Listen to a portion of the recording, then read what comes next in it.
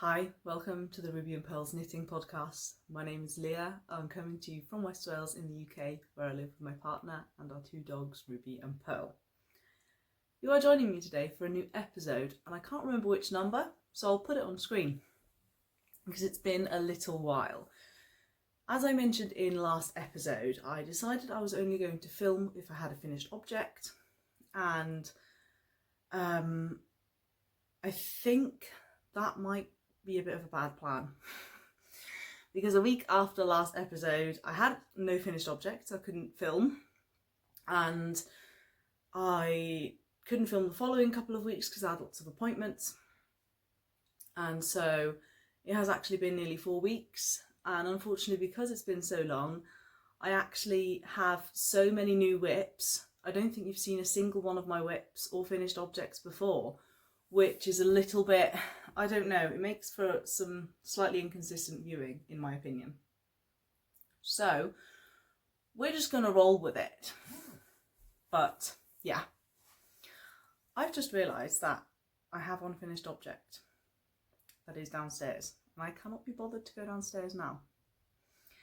So I'll pop a picture in and we'll talk about it that way.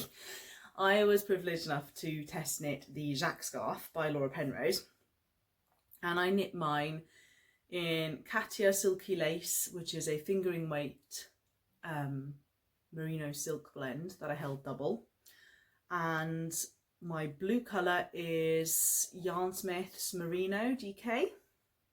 I have both of them in stash, and I knit the small size that she has in her pattern. So the Jaques scarf is a tip-to-tip scarf that features intarsia. It has an I-cord edge, it has a double knit edge. It's a very, very cool design.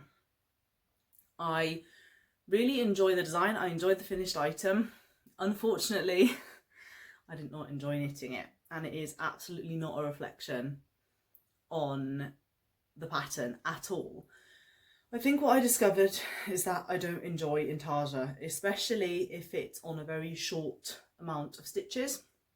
So for this pattern, the main colour does a few rows on its own, and then there will be 2 rows, sets of 2 rows, where you use main and contrast colour. And in those rows you work the I-cord in the main colour, then you work a certain amount of stitches in the contrast colour, and then you work the double knitting in the main colour again. So you have 2 balls of main colour attached to your work.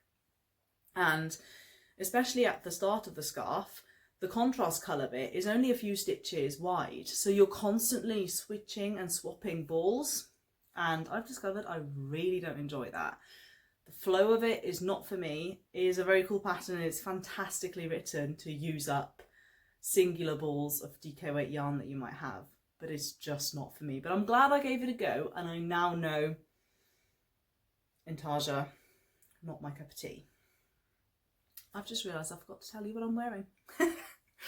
This is going well, isn't it? This is the Paul cardigan that I now have to take off because I'm getting a bit warm already. So it's, oh God, it's going well. My hair's a mess. I'm a little out of breath and a little sniffly. I think I'm developing hay fever to a certain extent, which is wonderful. Looking forward to spring all this time, and now I can't stop sneezing and I have an itchy nose, but there we are. I'm also wearing my lakeside dress, which is currently in testing. It is a pattern by me. I'll just get up and flash you a bit of the skirt. I thought it was a perfect day to be wearing it. So I've touched on the Jaques scarf. I will put information down below on where you can find me, because I've also forgotten to mention that. It's going great, isn't it? It is a Sunday today. I don't normally film on a Sunday, but my partner's busy outside. The dogs have a bone in the garden. I thought I have time to talk to you. Right, take a breather. I will show you my next finished object. It just came off the needles this morning and it's damp, so please bear with me. Again, you haven't seen this before.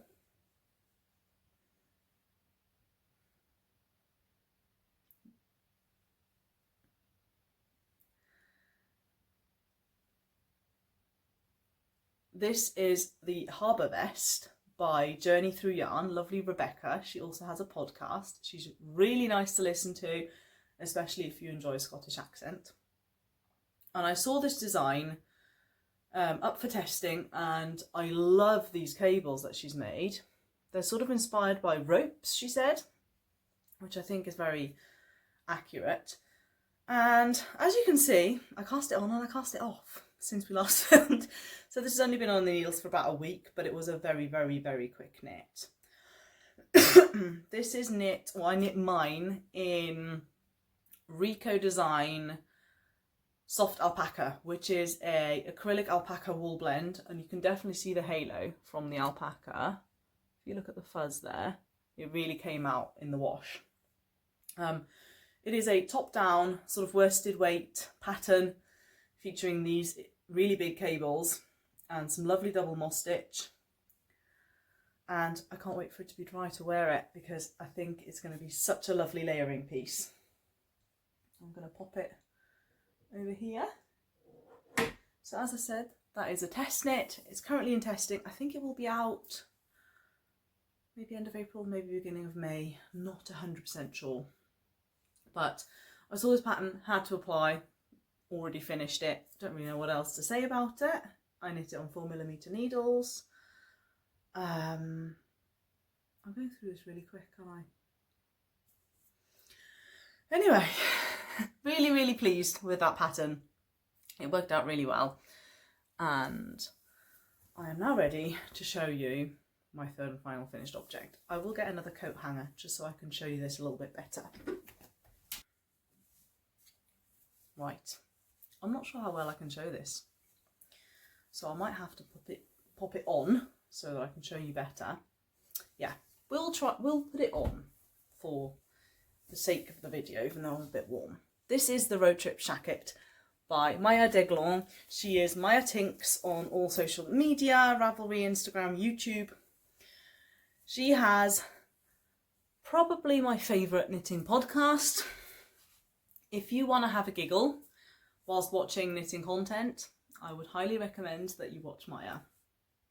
I've been watching her for quite some time now, and without fail, every time I see a video of hers, I have to laugh out loud, because she has this wonderful attitude towards everything she does that is so refreshingly natural. So if she messes up and makes a mistake when she's speaking English, because English is not her first language, instead of cutting it out, she almost puts some emphasis on it and has a laugh at herself, and it's just really, really fun to see. So this is, I think, her fourth pattern. It is the Roadtrip shacket. It is inspired by shirt jackets, and I knit mine in King Cole Forest Aran in this brown shade, and I held it together with a woolly knit cone that I got in a sale. That it's a base that I don't think they commonly sell. It is wool cotton 50-50, and I held those together. They were both in stash, and it creates this really, really nice effect. This pattern is both knit top down and bottom up. So you start by casting on here and you work these texture panels upwards. And what I thought was really cool, while I am a knitter who doesn't enjoy an overwhelmingly big pattern with loads of pages, and this is a pattern with loads of pages, Maya's formatting is really clever. So she will write things in a way that you don't get lost in the pattern, and she has whole pages in the pattern where she basically just explains her thought process. So she explains to you why she did these bits bottom up and not top down, which I think is really, really cool, so that you can understand her design process, but you don't have to read this bit if you don't want to. But anyway, you knit that bit bottom up, you then seam it here, there's like a exposed seam at the front, and then you pick up and work top down. And while you're working top down, you also set up for these pockets. So these are fully functioning pockets, and the bottom features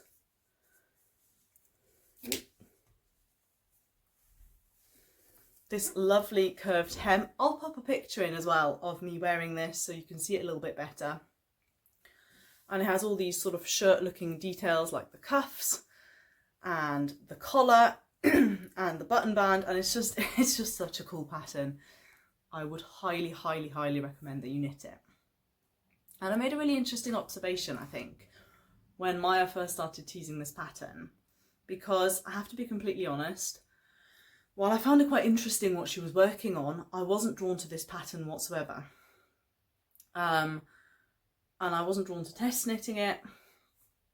And I thought about it for a while, because by the time she released this pattern, I was burning to cast on. And I think it is because her very first sample was knit in sort of a burgundy purpley colour, which is just not my kind of colour. And for that reason, I wasn't really attracted to it. And then the other reason I wasn't attracted to it was because she knit it in Nutiden, which is an unspun yarn. And I have been knitting for over 25 years. I've always tensioned the yarn the same way, and I have no interest in changing how I tension my yarn just to make a certain type of yarn work. And I've tried unspun yarn, I've tried Manchalope, and it kept breaking on me. It was really frustrating to knit with. And I've just learned that unspun, unfortunately, while it is beautiful and it is a bit of a craze, if you will, it's just not for me. So the combination of the colour and the type of yarn she used, I was not feeling that pattern at all. And then she made a short sleeve version in a sort of oatmeal-y colour in applied yarn, and I was sold immediately. I knew I had to knit that, and I'm really glad I did. I really, really, really love this pattern. It is a 14 stitch gauge on stockinette, so it grows really, really fast.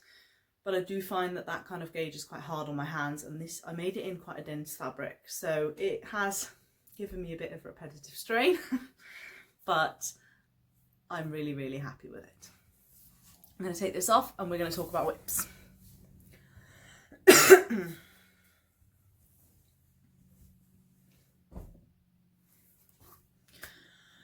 Okay, you haven't seen any of my whips either, which feels a little bit weird. But I'm just going to briefly touch on the whips that I showed you last episode. Firstly, the Dagmar zipper sweater is still on the needles. As I previously explained, it really is attracting dog hair at a rate that no other project is. And so I've not been attracted to knit on it. And as it's warming up, it's also quite a heavy garment, so I'm less feeling it at the moment. My partner's halibut sweater is still on the needles. I will hopefully start knitting that outdoors on the patio. Because it's a black yarn, I think it will just be better to knit that in daylight outside. I also have 2 muscle burrs on the go that I've shown, and I'm hoping to work on those when I travel to Switzerland this coming month, because I think they'll make for great travel knitting. There were 2 other whips that I showed you last time. One of them was a self-drafted cardigan that I told you I would need to block in order to see whether the puckering would block out. And unfortunately, it didn't block out enough, so I've shelved that project, and I don't know if I'm going to go back to it, but I'll definitely have to change things on it, so that is no more. The other thing that is no more is the Bliss sweater, and while I was really, really enjoying the process, and I actually knit the entire colour work, I'll put a picture of the Bliss sweater pattern in here. I had some gauge issues, and I knew that. I decided to knit it on a thinner yarn than prescribed in the pattern. It's supposed to be a worsted weight, and worsted is a little bit hard to obtain in the UK. So I did some gauge maths, and it went quite badly wrong. And at the end of this video, I'm going to talk to you about gauge maths again. So if that's something you're interested in, stay tuned for the sort of technical knit and chat at the end. But anyway, I ripped it out. I'll talk to you more about that later. But I'm repurposing the yarn, and I'm finally knitting the Storm Sweater by Petite Knit. I'll put a picture of the pattern in here. And as you can see, I've got quite a lot of the yoke done. well, I have got the yoke done actually, I should say. I am on the body, as you can see here. I've joined in the round. This is a heavy DK weight pattern, but I am using a lighter DK. So again, I've done some gauge maths, but I've done it properly this time. So I'll explain later also how I did it properly. And it features this really, really pretty panels of different textures that are really, really enjoyable to knit. So as soon as you get bored of a certain type of texture, another one starts. I'll show you the back as well. It will look a lot better once I've added the collar, because at the minute it's all a bit bunched up. I am using King Cole Orchard in the shade Snow Sweet, and I'm not 100% sure yet whether I'm going to keep this in cream or whether I'm going to over dye it. It has 55% merino in it, so it would be quite doable for me to over dye this. I am really in the mood for something sort of lavendery. So that might happen, but maybe I'll also just keep it in cream because I think it's a really classic look. It is the Storm Sweater by Petite Knit. I'm not sure if I said that.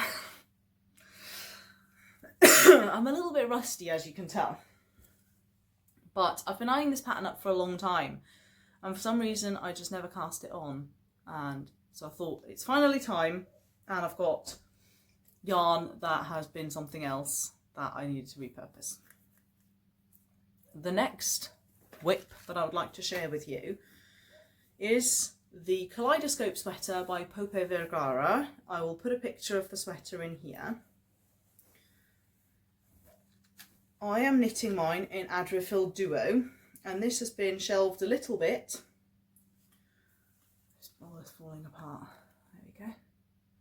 This is a cotton wool blend, and this is the shade Rope.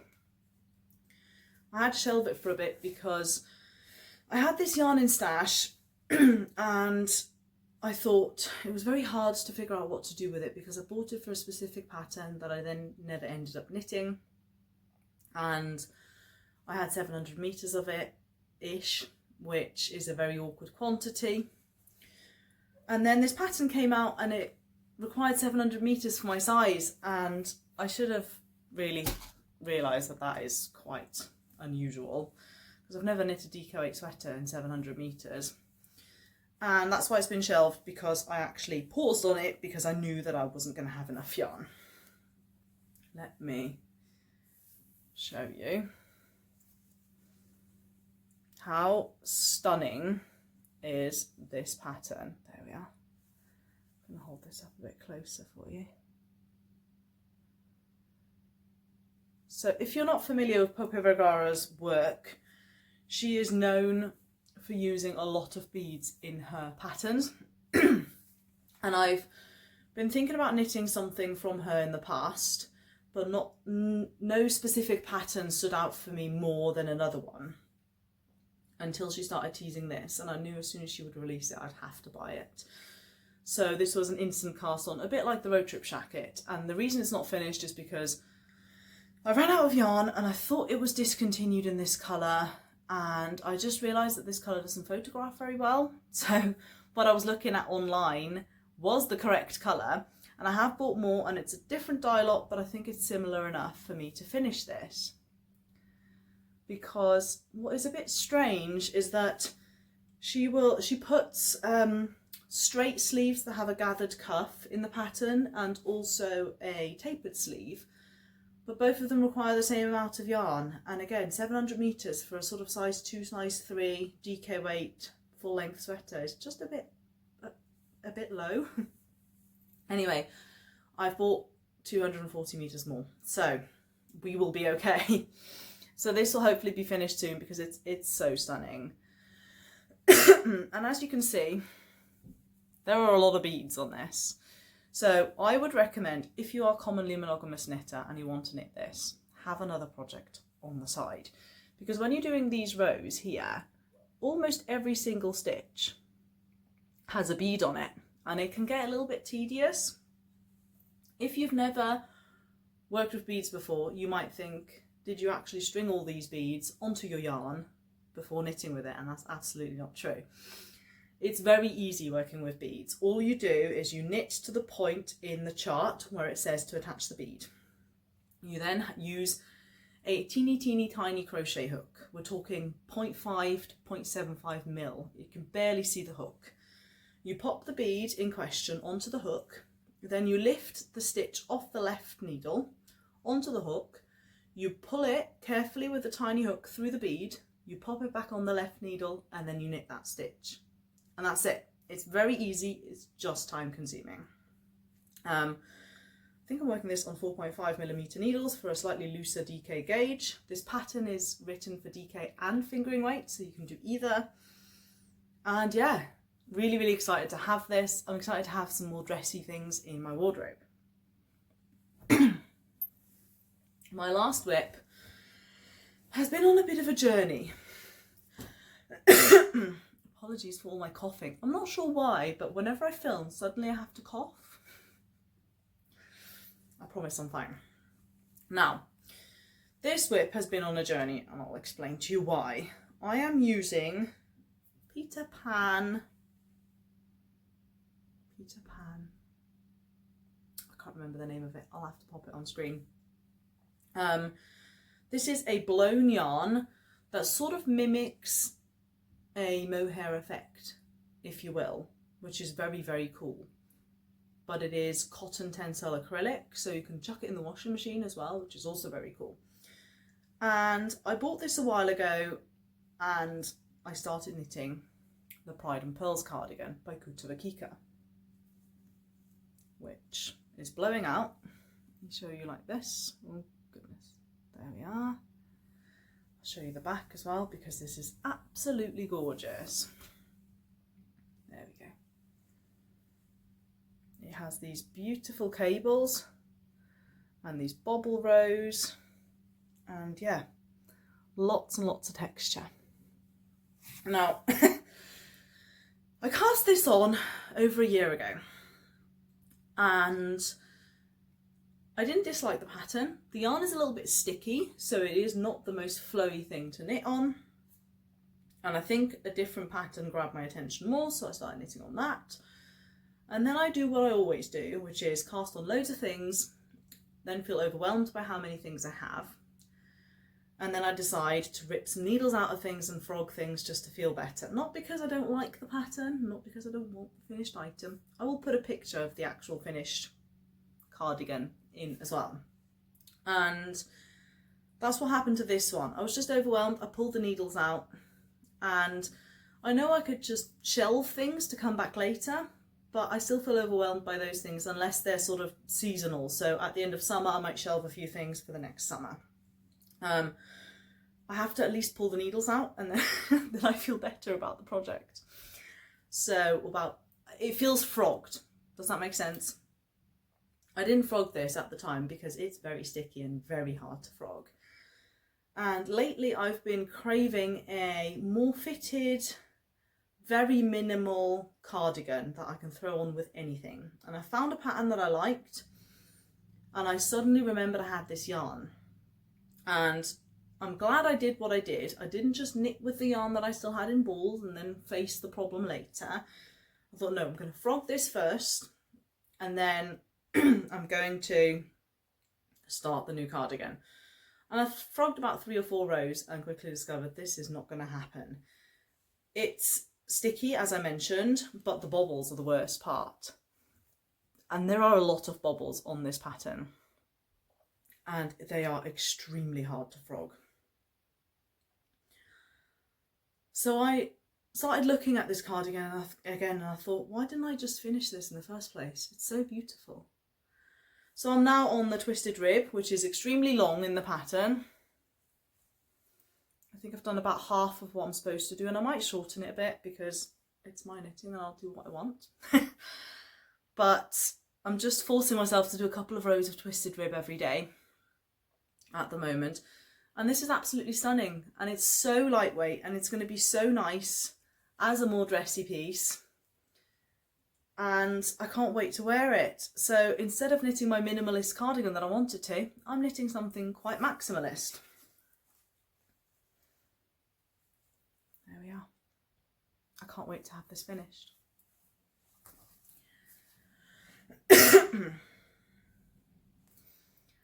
Right, I'm going through this much faster than I thought I was going to. So we're now going to go into a technical knit and chat. I've got 2 topics I want to talk to you about. The first one is blown yarn. The second one is gauge maths. So as I've mentioned with this one, this is a blown yarn. I'm going to keep this out to show you. Now, I'm not sure if this is going to show up well on camera. But as you might be able to see, there's a section here that looks paler than the rest. Can you see that? Quite across the board. And I noticed this when I was knitting it. I think you can see it the most maybe in this bit here. Can you see how the colour is changing? It's much darker up here, then it's a bit patchy for this stretch here, and then it's darker again down here. And this is not the first time I've had a problem with blown yarn. So I think last year I knit the Colette sweater by Sari Nordland, and I absolutely want to knit that again because it's a beautiful pattern. I had a couple of issues. The first one turned out too small. I think it was my gauge, but I also think that maybe I need to size up in her patterns. But the biggest issue I had became very obvious when I'd finished the item. And I don't have it anymore. I've gifted it to someone who didn't care about the issue. But I could see that 2 balls were very definitely different. And for that pattern, I used Pebble Haze by Yarnsmiths, and it had just come out, so it was very clearly the same dye lot. And what is happening here, this is also the same dye lot. As you might know, yarns are dyed in lots, and if you buy something from a different dye lot, it might be slightly different in colour, and that might pose a problem for you. But worst case scenario, because I've got a little bit of dyeing experience, I can always over dye things. But with a blown yarn, quite often the core itself is... So let me rewind. A blown yarn is essentially a tube of mesh with fibres blown into them. The tube or the core is commonly a cream colour. It's often cotton or polyester, something like that. In the Pebble Haze, it's cotton. Here, I'm guessing it's probably also cotton. And then the blown fibres in them, in the core, are actually giving the yarn the colour. And you might occasionally come across a ball that actually contains less fibre blown in. So that was really striking in the Pebble Haze. And I knit mine in the black colour. So it doesn't look black because the core is white and it's not dyed, but the fibres are black, and they were so much lighter for one section of the sweater, and I didn't notice till way past the point of just ripping back a small chunk. And there's not much you can do about it because you can't over dye it because it's actually the quantity of fibre that's the issue. With this one, it seems to me that this ball here that had a few issues, but it wasn't the whole ball, it was on and off. So it's a little bit patchy and it doesn't bother me too much. But this is just sort of my public service announcement for knitters. If you're knitting with a blown yarn, keep a really close eye when you change balls, whether it's working out exactly the same as the previous ball or whether you're going to have some issues with the blown fibre content. That is my advice to you. Because I was a little bit disappointed when I noticed it on this, but I don't think it's super visible on camera, and therefore I'm not going to care too much either. But the Colette, unfortunately, was an absolute no-no for me. So, I'm going to go back to the Storm sweater, and I'm going to talk to you about gauge maths. Okay, so where I went wrong with the Bliss sweater. Problem number 1, and I don't think that is a me problem. I can't speak for other Irene Lynn patterns, but in this specific pattern, she prescribes a positive ease of something like +5 to +40 centimetres. It was a really wide range, which doesn't really help you pick a size. And I found that really difficult. And the biggest issue I had was actually not that, it was a me problem. I looked at her pictures. She knit a size 2 and she knit a size 3, and I think she models them herself. So I'm going to say Irene is wearing size 2 and size 3. And size 3 was very definitely too oversized for my liking. size 2 was ever so slightly too oversized. Because I'm using a thinner yarn, I thought, okay, I would go down to size 1 if I was using the correct yarn, because I don't like how oversized it is. But because I'm not using the correct yarn, I'll just go back up to size 2 and it will be fine. Now, first things first, I should have done some actual maths. Secondly, I should have tried it on frequently. Thirdly, I should have realised using a thinner yarn doesn't just make for a narrower garment, it also shrinks the length, and the colour work was actually hitting me right across the chest, whereas in the picture, I'll put a picture in again, in the pattern photo, you can see that it very definitely starts under the bust, which was what I really liked about the pattern, and I blocked it, and it was just not happening, and I thought, oh, I could maybe make it work, but in the end, garments that I make work when I'm knitting them, I end up never wearing, so it was just not worth keeping. So, I'll explain to you what I should have done and what I did with the storm sweater. I didn't swatch for this because I have knit the pull cardigan that I wore at the beginning of the episode on 4mm needles in Kinghall Orchard, and I know I get a 21 stitch gauge. Now the storm sweater prescribed a 20 stitch gauge. It is a paid for pattern, so I won't give you any numbers, but I will explain to you what I did next. I took my 21 stitch gauge, and I think the pattern recommends 16 centimetres of positive ease at the bust, which for me with a 90 centimetre bust is 26 centimetres of positive ease. 116 centimetres is what I needed to achieve at the full bust. 116 centimetres is 11.6 times 10 centimetres, which is normally what's given in a gauge. So I multiplied 11.6 times my gauge of 21 stitches, and that number is what I knew I had to have for the full bust. So I went through the pattern and I checked for a size that at this point where you join at the underarm in a drop shoulder and you have the full bust amount of stitches, I checked for a size that had roughly that amount of stitches, and I realised I just had to go up from a small to a medium, and that was it.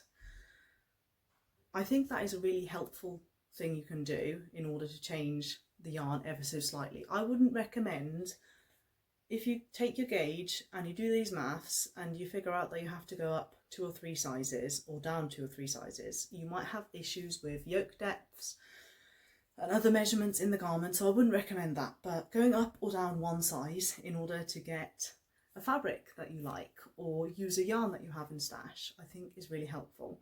So that's what you need to do.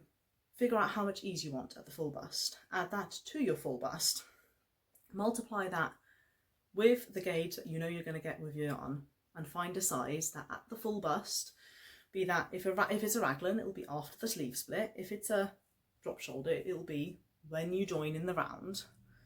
Find a size that has roughly that stitch count. And that's it. It's very simple.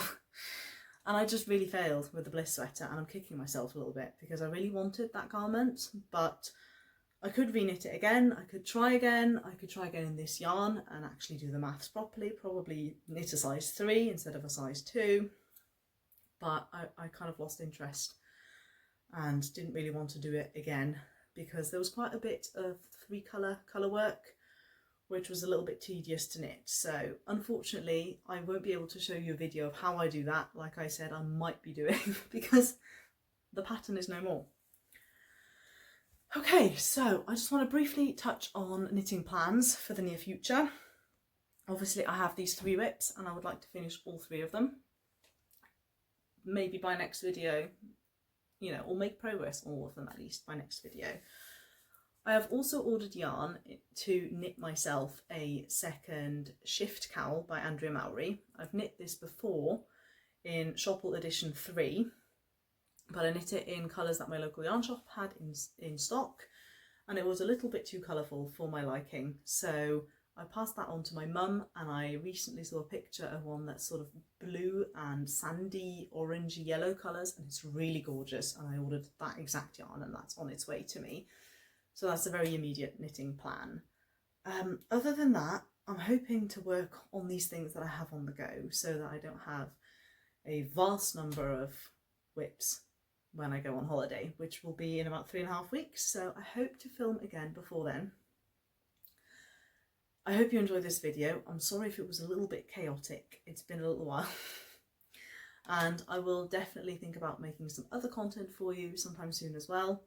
And with a bit of luck, I might be able to film in Switzerland. I would really like to film a little clip of my local yarn shop there that I went to as a kid, that I still like going to every time I visit. So I will chat to you soon, and I hope you're having a wonderful Sunday or whatever day you're watching this, and happy knitting. See you soon. Bye bye.